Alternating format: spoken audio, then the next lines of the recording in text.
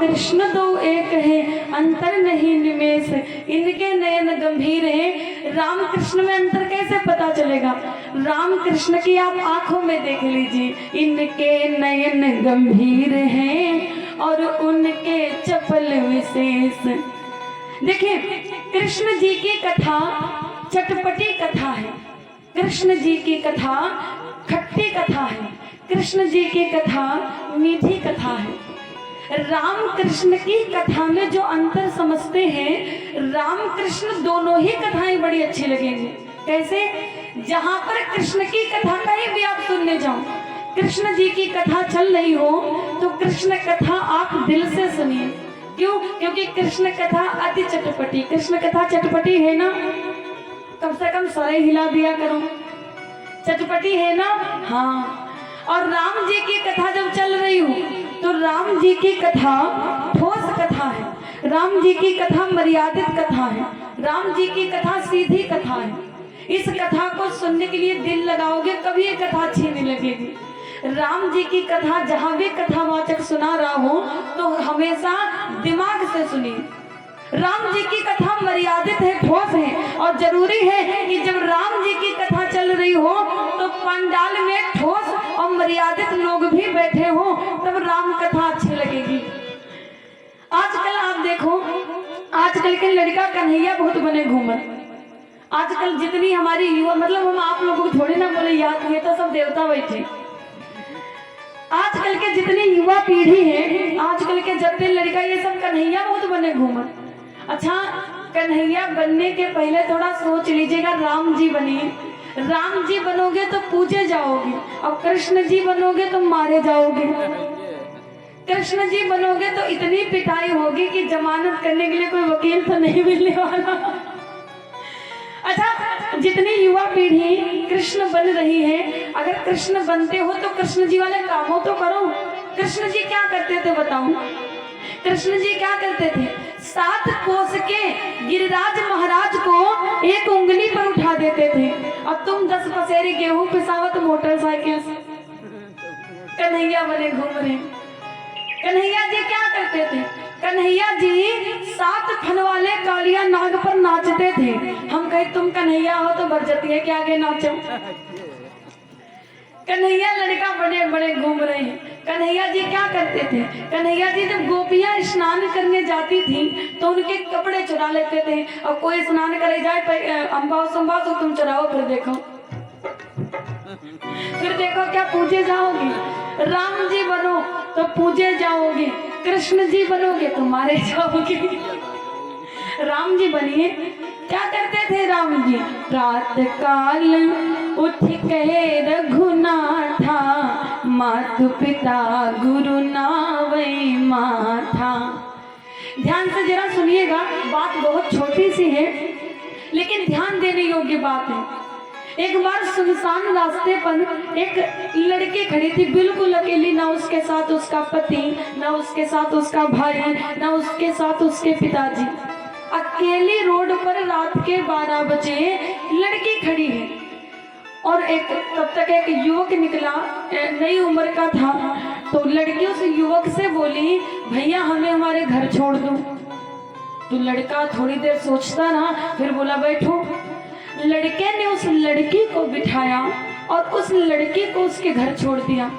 तो जब वो लड़की जाने लगी अपने घर, लड़का बोला सुनो, एक प्रश्न का उत्तर दे दो फिर जाओ अपने घर। लड़की बोली पूछो। लड़का बोला ये बताओ, आप हमें जानती नहीं, आप हमें पहचानती नहीं, ना आपने कभी हमको देखा ना हमने कभी आपको देखा। आधी रात को आप हमारे साथ चली आई, आपको डर नहीं लगा? हमने तो आपसे कहा भी नहीं हमारे साथ चलो, आपने मुझे रुकवाया और बिना किसी डर के हमारे साथ खुश होकर के चली आई, आपको डर नहीं लगा? लड़की बोली नहीं लगा। लड़का बोला यही तो पूछ रहा हूँ कि क्यों नहीं लगा मेरे साथ तुमको डर? लड़की बोली इसलिए क्योंकि जब आप आ रहे थे ना तो मैंने आपकी गाड़ी पर लिखा देखा था जय श्री राम, और मैं समझ गई कि प्रभु श्री राम का भक्त कभी कुछ अनुचित नहीं कर सकता, इसलिए मैं आपके साथ चली आई। ये है हमारे राम जी की मर्यादा, ये है हमारे राम जी की कथा। तो आइए एक राम जी का गीत श्रवण करें और कथा का श्रवण बड़े भाव से करें। बड़ा मस्ती भरा भजन है, ठाकुर जी का भजन है, सब हमारे साथ में गाइए।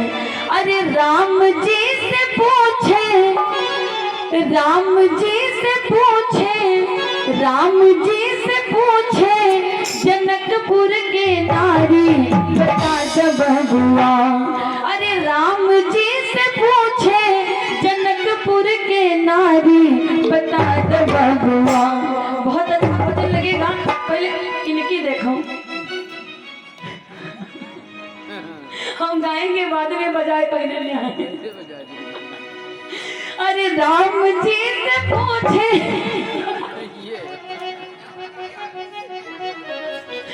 जनकपुर के नारी बता दे बहुआ, लोगवा देत काहे गारी बता दे बहुआ, लोगवा देत काहे गारी बता दे बहुआ, देत काहे गारी बता दे बहुआ।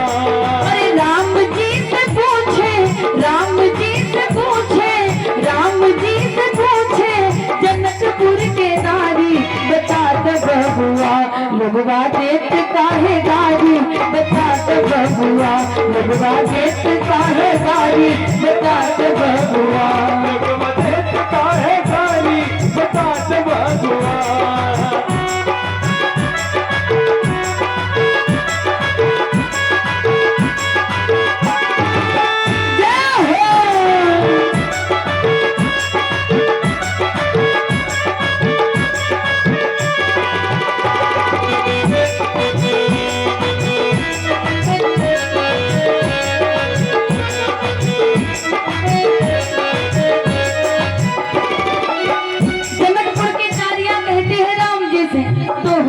से पूछूं मैं ओ धनुषधारी, तोहरा से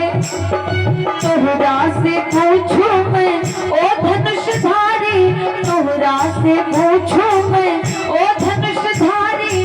एक भाई गोर का है, एक भाई गोर का है, एक भाई गोर का है, एक का है कारी बता दे बहुआ, बता दे बहुआ, लोगवा देत काहे गारी बता दे बहुआ, लोगवा देत काहे गारी बता दे बहुआ।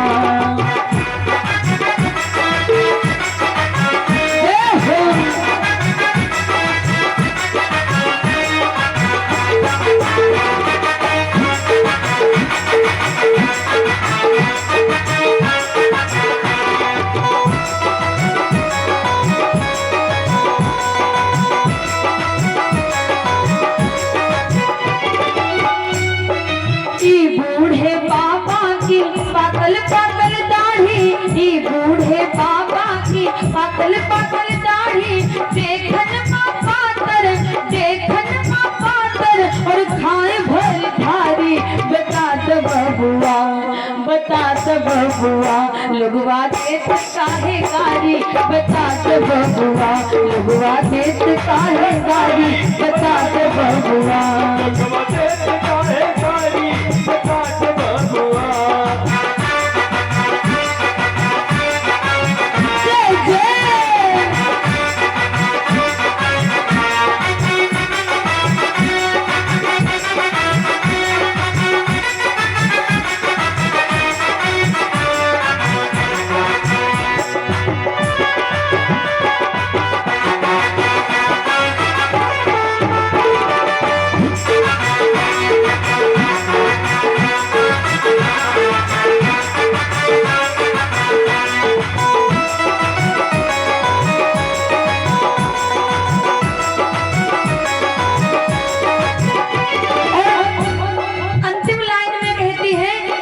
हमरी बातन का बुरा नहीं मनियो, हमरी बातन का बुरा नहीं मनियो, हमरी बातन का बुरा नहीं मनियो। काहे से हम सब लगत तुमरी, हम सब लगत तुमरी, हम सब लगत तुमरी सरहजोर सारी बता दे बहुआ, बता दे बहुआ, लोगवा देत काहे गारी बता दे बहुआ। बबुआ लगवा देत काहे गारी बता दे बबुआ।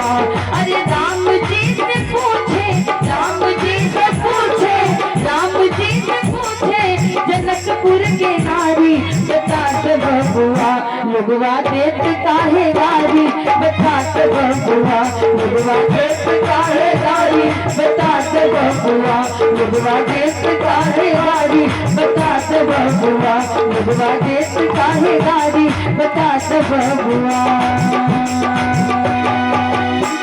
अरे राम जी से पूछे, राम जी से पूछे जनकपुर के नारी बता दे बबुआ लगवा देत काहे गारी बता दे बबुआ।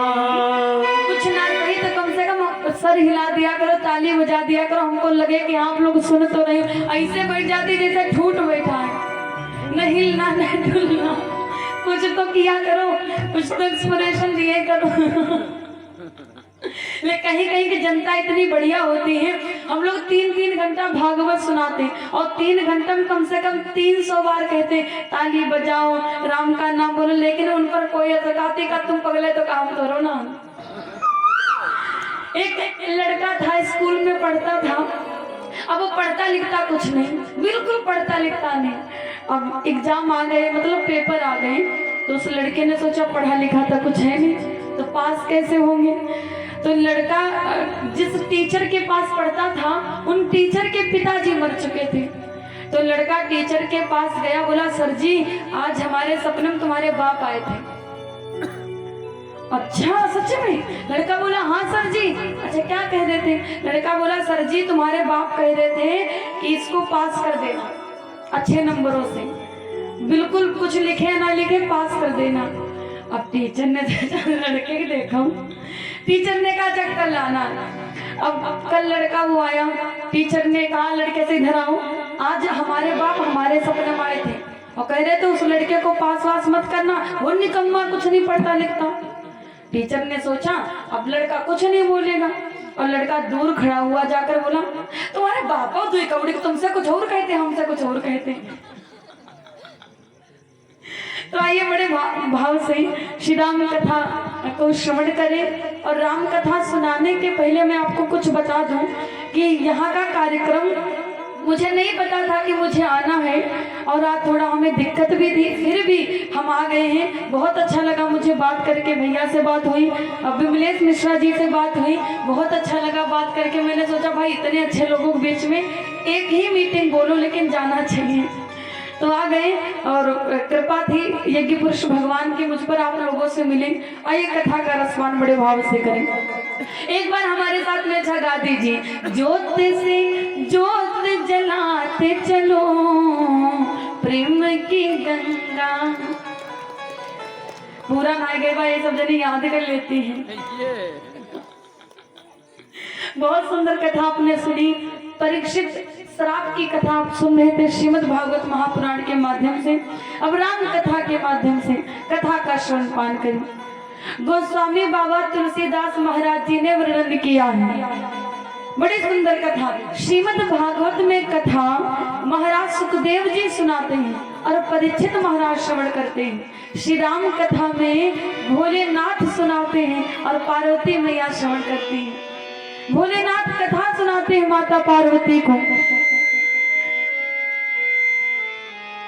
भोलेनाथ माता पार्वती से कहते हैं गाधी तनया मन चिंता व्यापी हरि बिनु मरहि नानी से चर पापी। हरि बिनु मरहि नानी से चर पापी।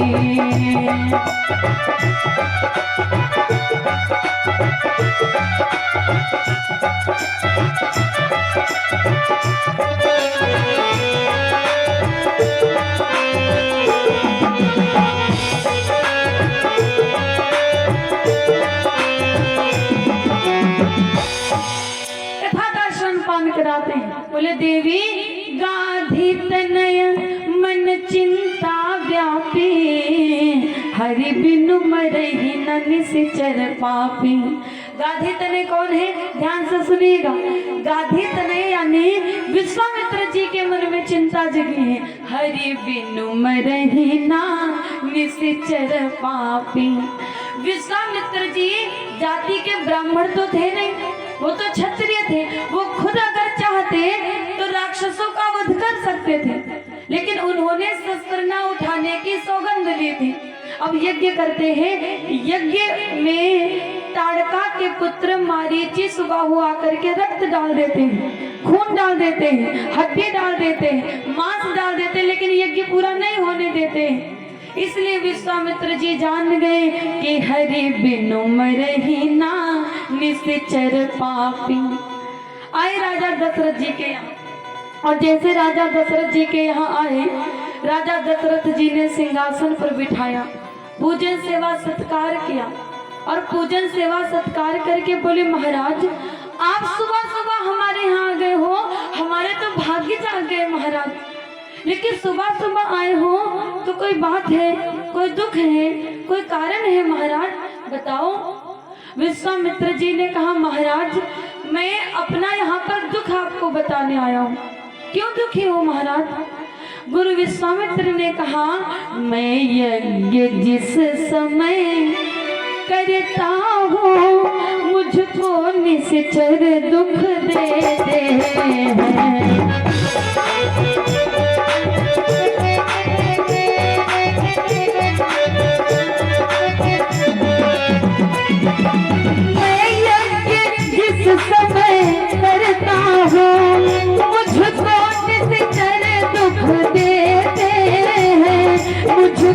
निश्चर दुख देते हैं। पूजन सामग्री हवन कुंड सब नष्ट भ्रष्ट कर देते हैं।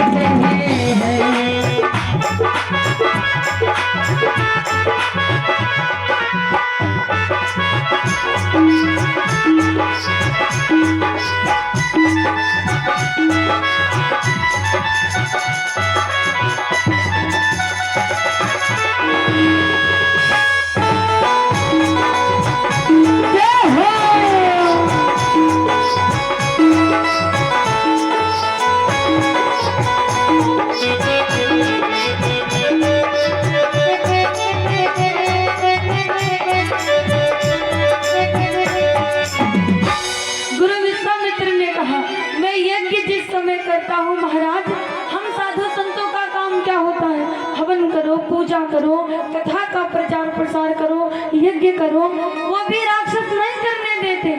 हम जब यज्ञ करने चलते हैं तो ताड़का के पुत्र मारीची सुबह हुआ करके हमारे यज्ञ को विध्वंस कर देते हैं। इसलिए हम अपने यज्ञ के मठ की सुरक्षा के लिए आपके ज्येष्ठ पुत्र राम को मांगने आए हैं। जैसे राम का नाम सुनो महाराज, दशरथ की छाती पर तो मानो किसी ने वज्र का प्रहार कर दिया हो। वज्र जानती हो? पत्थर। कुछ कुछ गांव है, यहाँ तो गांव पढ़ा लिखा है, कुछ कुछ गांव ऐसे हैं अगर गर्दन कहो तो जानते नहीं, कहो घींच। हाँ बिल्कुल सच बात, मंच पे झूठ नहीं बोलेंगे, बिल्कुल सच बात। हमने थोड़ा गर्दन बोला तो एक बाबा थे हमारे पास आए, बोले बिटिया कथा तुम सुनाओ, लेकिन ये गर्दन का ऐसे का एक बिटिया गांव है, कहा करो घींच। जानते नहीं क्या बोला जाता। सुदामा चरित्र की कथा सुनाई जाती तो कहा नहीं जाता तंदुल लेके आना। हमने कहा तंदुल लेके आना, कोई नहीं लेके आया। तो हमने कहा माता जी तंदुल नहीं, बोली हम ना जानते हो होते कहा है। वो जानती नहीं क्या होता है। विश्वामित्र जी ने कहा हम अपने यज्ञ के मठ की सुरक्षा के लिए आपके ज्येष्ठ पुत्र राम को मांगने आए। राम का नाम सुना महाराज, दशरथ की छाती पर तो मानो किसी ने वज्र का प्रहार कर दिया हो।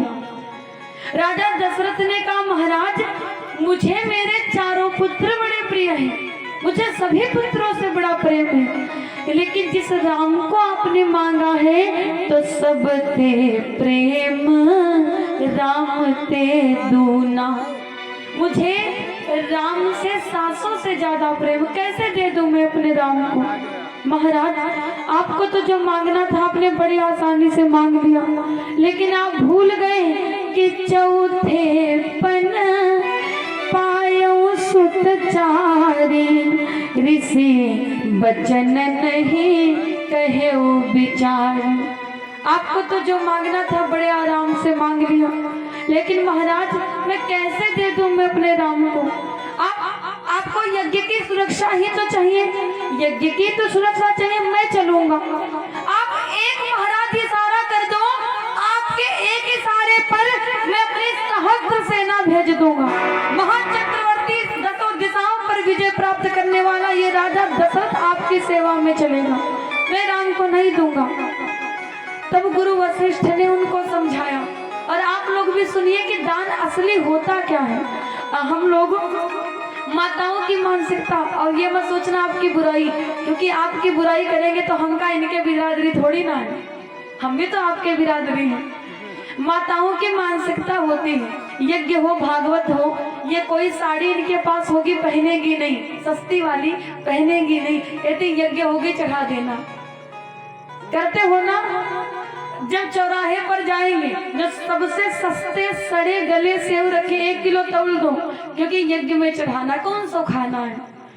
ये हम लोगों को लगता है कि दान करने गलत बात। दान वो होता है जो चीज आपको पसंद हो वो दूसरे को दान करो। बुरा नहीं मानिएगा, हम लोग लक्ष्मी की लिपस्टिक लगाते हैं और गौरी पूजन में जो 1 रुपए की डबिया नहीं मिलती, 1 रुपए की डबिया वो चढ़ा देते, कहते का गौरी माता लगाएंगे। अच्छा, गौरी माता जब लगाएंगी नहीं तो यार 1 रुपए की ना दो भाई, वो तो लगाते ही नहीं है ना, तो 1 रुपए की ना दो, वो तुमसे कोई मांगता थोड़ी ना है। खुद लगाएंगे 100 रुपए पाउडर और वहाँ 10 रुपए की डब्बा नहीं मिलता, कौन से करने के लिए वाला वो चढ़ा देंगी। और हम तो गौरी पूजन का सामान दान करके आए। जो चीज आपको पसंद है वो दीजिए दूसरे को दान।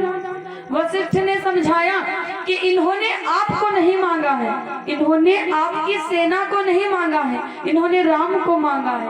और आपने भी तो कहा ना कि सब ते प्रेम राम ते दूना, सबसे ज्यादा आपको राम ही प्यारा है ना, राम दीजिए इसको। जब राम को आप दोगे तभी आपका वचन का पालन होगा, तभी आपकी मान मर्यादा भंग नहीं होगी। महाराज रघुकुल रीति सदा चली आई, प्राण जाए पर वचन न जाए। अच्छा, राम को मांगा था, लक्ष्मण को थोड़ी ना मांगा था। ये कहा था अनुज समेत देव रघुनाथा, लक्ष्मण को मांगा नहीं मांगा, कहा था छोटे भाई के साथ राम को भेज दीजिए। तो राम जी से तो तीनों लोग छोटे थे, भरत भी छोटे थे, शत्रुघ्न भी छोटे थे, लक्ष्मण भी छोटे हैं। शत्रुघ्न को भेज देते, भरत को भेज देते, लक्ष्मण को क्यों भेजा? मांगने लड़ाई के लिए आए हैं, और लड़ाई में तेज तर्रार लोगों का काम होता है, आवेशी व्यक्तियों का काम होता है। जैसे कहीं लड़ाई हो, विमलेश भैया को भेजो, ये मामला सलटा पाएंगे, आधे रास्ते मर जाएंगे और पता हाथ पोछते घर चले आएंगे, मामला नहीं समझ, कोई लड़ना वड़ना नहीं जानते। लड़ाई के लिए मांगा, और लड़ाई में इनका पठाओ, लड़ाई में तेज तर्रार लोगों का काम होता, आवेशी जो बात का जवाब तुरंत देना जानते हो उनको लड़ाई में ले जाओ। मांगा राम जी को, और राम जी भैया सीधे साधे, लक्ष्मण जी तेज तर्रार है ना। एक लक्ष्मण जी की कथा चली थी, एक दारू पिए व्यक्ति पंडाल में बैठा, कुछ आदमी नहीं होते वो कथा सुनने नहीं सुनाने आते। अब पंडालस खड़ा हो गया और पंडित जी से बोला, पंडित हम लक्ष्मण है हम। पंडित जी बोले बैठो, बैठ जाओ। लक्ष्मण बोलते थे तो धरती हिलती थी, तुम तो खुद ही हले रहे हो। ऐसे तो आजकल लक्ष्मण पड़े। लक्ष्मण जी कैसे व्यक्ति हैं? तेज तर्रार है, बात का जवाब तुरंत देना जानते हैं। जब राम जी का गौना हुआ था तो आप लोगों ने सुना होगा, ये मत सोचिएगा कि कथा कहाँ जा रही है, कथा वही है। जब राम जी का गौना था तो ये जो बैठी है प्यारी प्यारी माताएं, आप लोग जानती होंगी कि जीजा आए, नंदोई आए, गाली दिए बिना तो आप लोग कुछ देने वाली नहीं उनको। अब गाली देने लगी राम जी को। जनकपुर की स्त्रियां जब राम जी आए तो ढोलक उठाई और ढोलक उठा करके गाली देती है श्री राम जी को, नहीं चारों भाइयों को एक साथ में। कैसे गाली देती है? देवे रघुवर को गाली जनकपुर की नारी, देवे रघुवर को गाली जनकपुर की नारी, देवे रघुवर को गाली जनकपुर की नारी, देवे रघुवर को गाली जनकपुर की नारी। रामचंद्र दशरथ के भैया तुम हो पई हो गारी, रामचंद्र दशरथ के भैया तुम हो पई हो गारी, रामचंद्र दशरथ के भैया तुम हो पई हो गारी, रामचंद्र दशरथ के भैया तुम हो पई हो गारी, रामचंद्र दशरथ के भैया तुम हो पई हो गारी हो, रामचंद्र दशरथ के भैया तुम हो पई हो गारी। तुम्हारी माता कौशल्या को, तुम्हारी माता कौशल्या को, तुम्हारी माता कौशल्या को अग्निदेव झलगारी, देवे रघुवर को गारी जनकपुर की नारी, देवे रघुवर को गारी, जनकपुर की नारी, देवे रघुवर को गारी।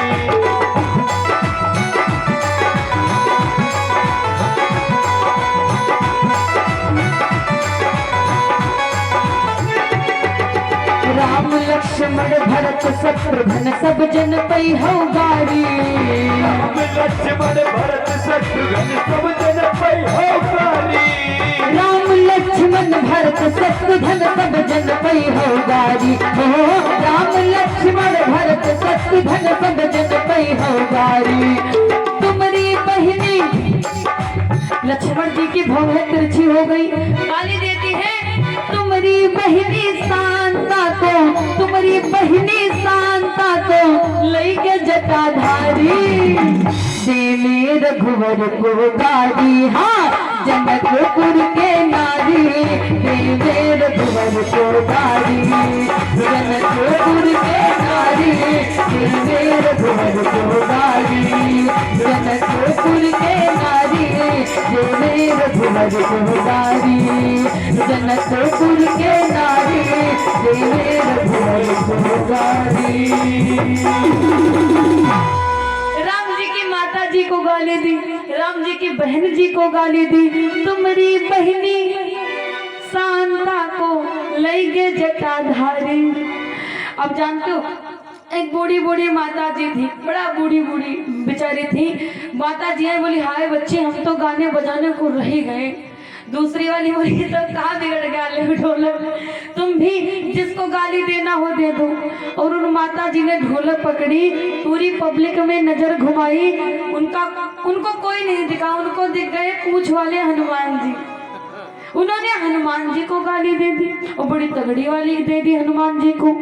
हनुमान जी से बोली हनुमान अंजनी के लल्ला तुम हो पई हो गारी, हनुमान अंजनी के लल्ला तुम हो पई हो गारी, हनुमान अंजनी के लल्ला तुम हो पई हो गारी, हनुमान अंजनी के लल्ला तुम हो पई हो गारी।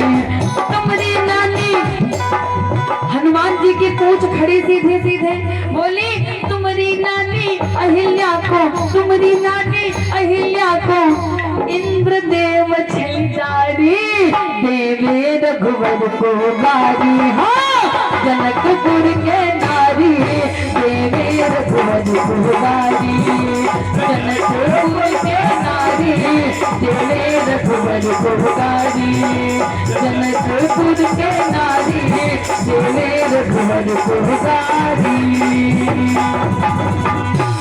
माता जी को कोई नहीं दिखा, उन्होंने हनुमान जी को गाली दे दी तुम्हारी नानी। अब हनुमान जी की पूंछ खड़ी, लक्ष्मण जी आए, बोले हाय हनुमान बताओ हम लोग तो इनके दामाद लगते थे, दे दी गाली, कोई बात नहीं, बताओ तुमको गाली दे दी, अब बताओ नानी को गाली दे दी। हनुमान जी की पूंछ खड़ी हो गई, वही तो हमारी नानी को क्यों गाली दी। लक्ष्मण भैया बोले बड़ा खराब लग रहा है, बताओ तुम्हारी ना। हनुमान बोले तुम है चुप पे हो जाओ। लक्ष्मण बोले क्या करे, बड़ा खराब लग रहा, बताओ तुम्हारी नानी को गाली दे दी। हनुमान बदला लो नानी वाला। हनुमान बोले बिल्कुल बदला लेंगे नानी वाला, हमारी नानी को क्यों गाली दी। लक्ष्मण भैया बोले अगर बदला लेना हो तो राम भैया के पास जाओ, एक गाली की परमिशन मांग के लाओ। हनुमान जी गए, बोले भैया एक गाली देने की परमिशन दे दो। तो राम जी ने कहा तुम गाली दोगे? बोले नहीं नहीं, गाली तो लक्ष्मण भैया देंगे, आप परमिशन दे दो। अच्छा, राम जी जानते थे लक्ष्मण की गालियां होती कैसे। बोले लक्ष्मण से कहो एक ही गाली देंगे, वो भी तब जब वो औरतें फिर कुछ कहें, और ना कुछ कहें तो गाली वाली नहीं देना। हनुमान जी सोचे इनको गाली खाने कितनी शौक है। हनुमान जी आए और मन ही मन सोच रहे हे भगवान गरियाए दे, नानी वाला बदला लेंगे।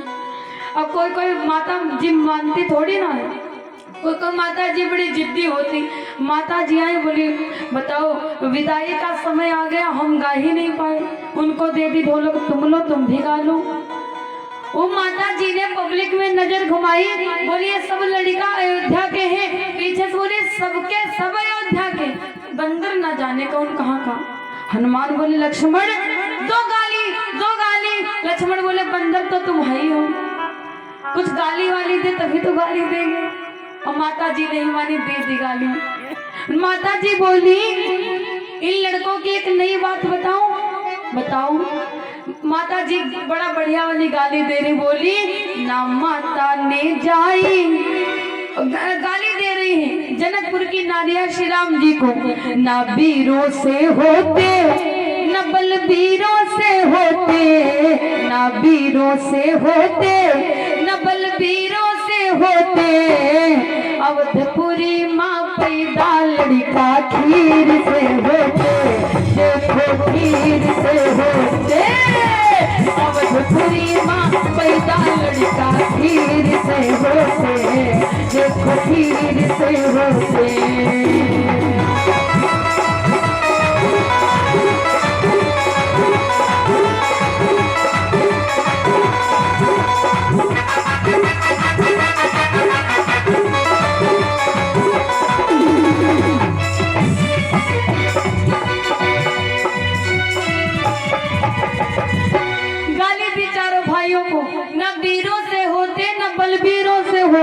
अवधपुरी माँ पैदा लड़का खीर से होते। अब हनुमान ने कहा हाय लक्ष्मण तुम लोग खीर के हो।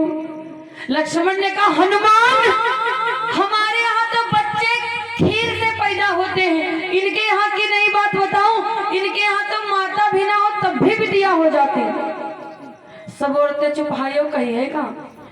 तो जानते हो लक्ष्मण जी ने बड़ी जबरदस्त गाली दी। लक्ष्मण जी ने कहा ना माता ने जाई ना गर्भ में आई, ना माता ने जाई ना गर्भ में आई, जनकपुरी माँ भाभी मटका फोड़ के आई, धरती फोड़ के आई, जनकपुरी माँ भाभी मटका फोड़ के आई, धरती फोड़ के आई, जनकपुरी माँ भाभी मटका फोड़ के आई, धरती फोड़ के आई।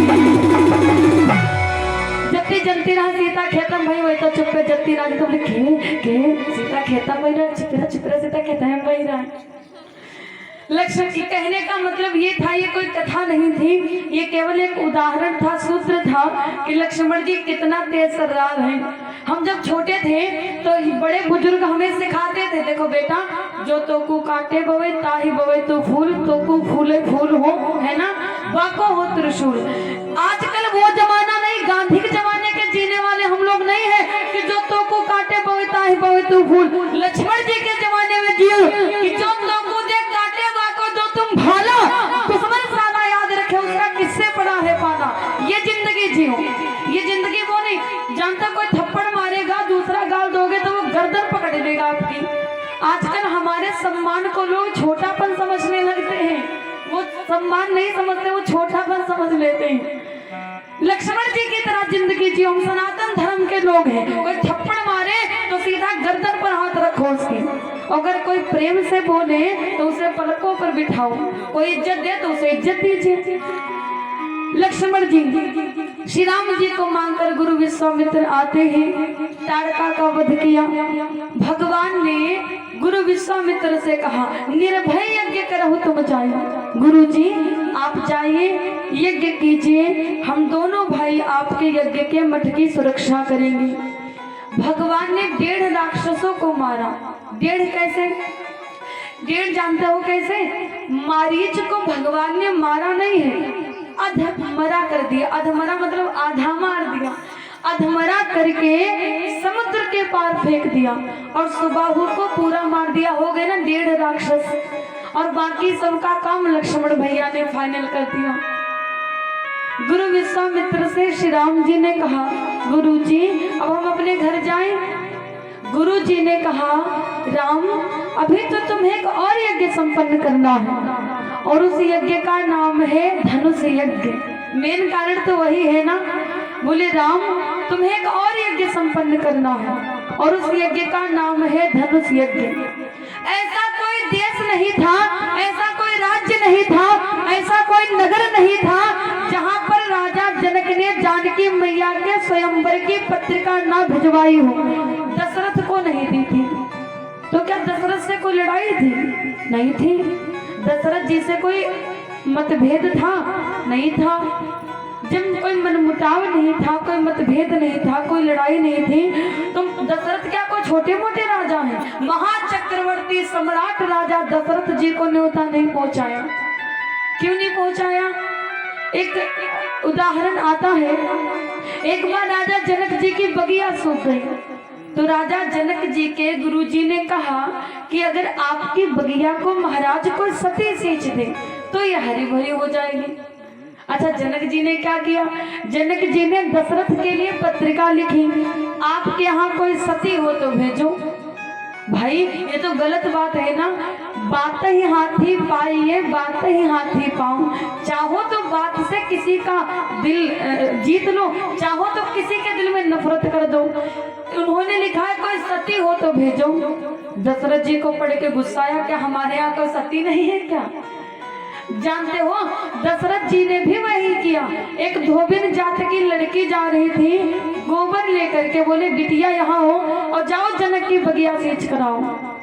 धोबिन जात की लड़की गई, बगिया सींच दी, बगिया हरी भरी। जनक जी का बीपी लो हो गया। जनक जी ने कहा वाह, अयोध्या की तो धोबिनें सती होती हैं। जब अयोध्या की धोबिन लड़कियां सती होती हैं तो क्या धोबिन लड़के वीर नहीं होंगे? मैं पत्रिका भेजूंगा, उस पर यह थोड़ी ना लिखूंगा कि आप अपने बेटों को भेजो, पत्रिका भेजूंगा। क्या गारंटी है कि वो अपने बेटों को भेजेंगे? किसी की धोबी लड़के कह देंगे बेटा जाओ धनुष तोड़ करके आओ। जनक जी पहले से घबराए बैठे थे। जनक जी ने दशरथ जी को पत्रिका नहीं दी। दशरथ जी को पत्रिका ना दे करके ब्रह्मा जी से सलाह मांगी। ब्रह्मा जी ने कहा विश्वामित्र को पत्रिका दीजिएगा, उन्हीं के साथ ब्रह्म शक्ति से मिलने आपके बिना बुलाए ही चले आएंगे। इसलिए विश्वामित्र जी श्री राम को मांगने के लिए गए।